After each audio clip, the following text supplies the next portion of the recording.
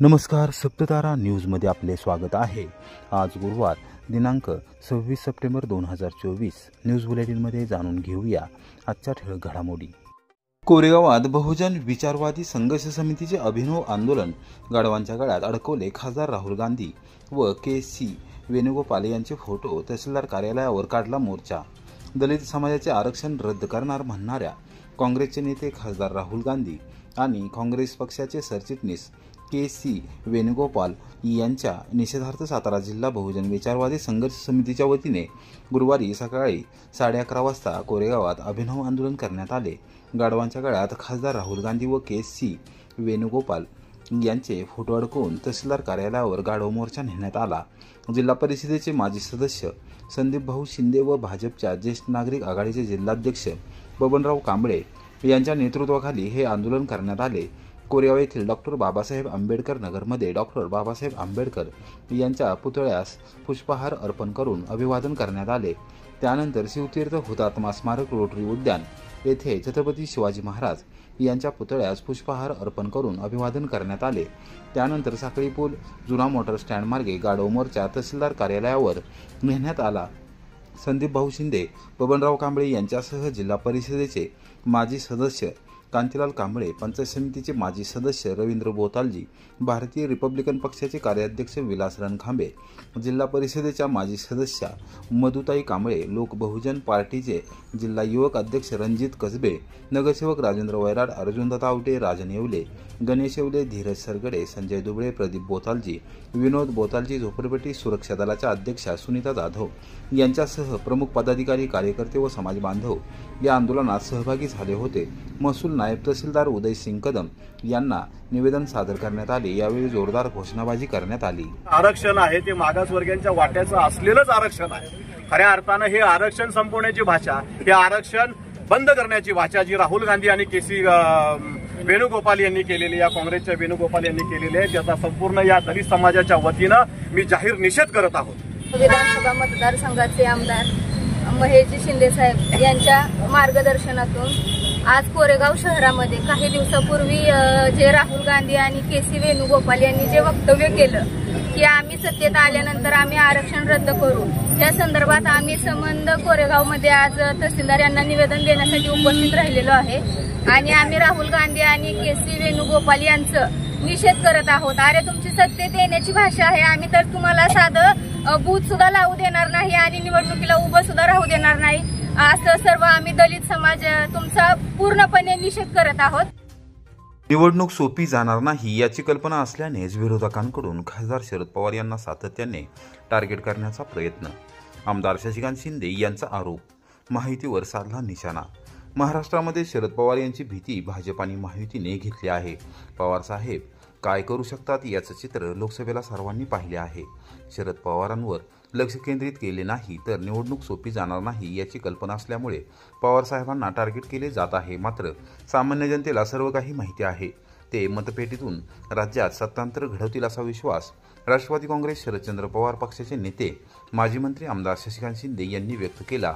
देशाचे गृह आणि सहकार मंत्री अमित शहा यांच्या महाराष्ट्र दौऱ्याच्या पार्श्वभूमीवर गुरुवारी सकाळी 10 वाजता पत्रकारांशी बोलताना त्यांनी भाजपसह महायुतीवर निशाणा साधला।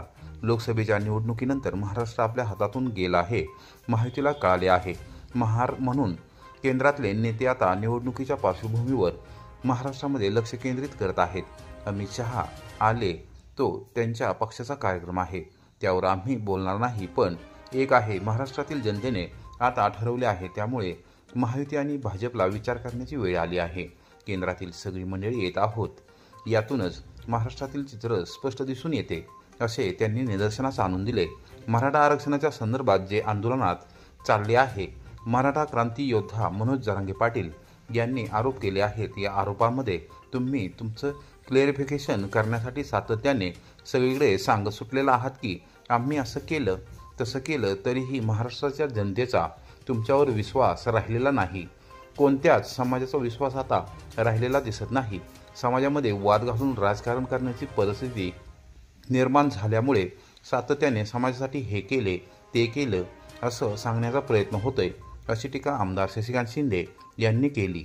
म्हटलं तर पवार साहेबांच्यावर टीका करण्याचा निर्णय ज्यावेळेला घेतला जातो याचा अर्थ महाराष्ट्रामध्ये पवार साहेबांची भीती ही आता भाजपने आणि महायुतीने घेतलेली आहे। पवार साहेब काय करू शकतात याचं चित्र लोकसभेला पाहिल्यानंतर आता शरद पवारवर जर लक्ष केलं नाही तर मग त्या ठिकाणी निवडणुका सोप्या होणार नाहीत याची कल्पना असल्यामुळेच पवार साहेबांना टार्गेट केलं जातं। एक दुसरी गोष्ट असं आहे की आम्ही मराठा आरक्षणाच्या संदर्भामध्ये जी आंदोलनं चाललेली आहेत त्यांनी तुमचे आरोप केलेले आहेत, जरांगे पाटलांनी तुमचे आरोप केलेले आहेत। आता या आरोपामध्ये तुम्ही तुमचं क्लिअरिशन करण्यासाठी सातत्याने सगळीकडे सांगत सुटलेला आहात की आम्ही असं केलं तसं केलं, तरी मराठी जनतेचा तुमच्यावर विश्वास नाही, ओबीसी जनतेचा विश्वास नाही, धनगर समाजाचा विश्वास नाही।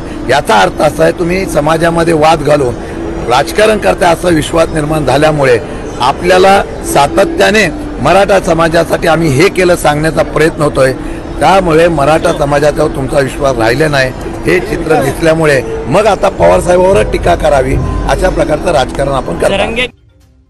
धोम धरणाचे रेकॉर्ड ब्रेक पुन्हा 100% भरले। धरणाच्या सांडव्यावरून 1533 क्युसेस पाणी कृष्णा नदी पात्रात सोडण्यास सुरुवात। नदीकाठच्या शेतकऱ्यांना दक्षता घेण्याचे धरण व्यवस्थापन विभागाचे आवाहन। सातारा जिल्ह्यात पावसाने पुन्हा एकदा जोर लावला असल्याने बहुतांश धरणे 100% भरली आहेत। सातारा जिल्ह्यातील दुष्काळी भागासाठी वरदान ठरलेले धोम धरण देखील बुधवारी पुन्हा एकदा 100% भरले आहे। धरणातील पाणीसाठा नियंत्रित करण्यासाठी धरण व्यवस्थापनच्या वतीने गुरुवारी सकाळी 9 वाजता धरणाच्या सांडव्यावरून 1200 क्युसेस पाण्याचा विसर्ग वाढवून आता तो 1533 क्युसेसवर नेण्यात आला असून वाढीव पाणी कृष्णा नदीत सोडण्यास सुरुवात करण्यात आली आहे। त्यामुळे नदीकाठच्या गावातील शेतकऱ्यांना दक्षता घेण्याचे आवाहन धोम धरण व्यवस्थापन विभागाने केले आहे।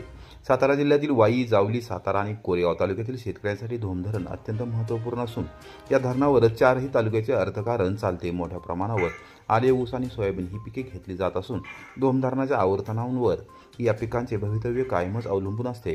यावर्षी प्रथमच धोम धरण सातत्याने 100% भरले जात असून त्याद्वारे पाणी पातळी नियंत्रित करण्यासाठी धरण व्यवस्थापन विभागाने 1200 क्युसेस पाणी कृष्णा नदीत सोडण्यास सुरुवात केली होती।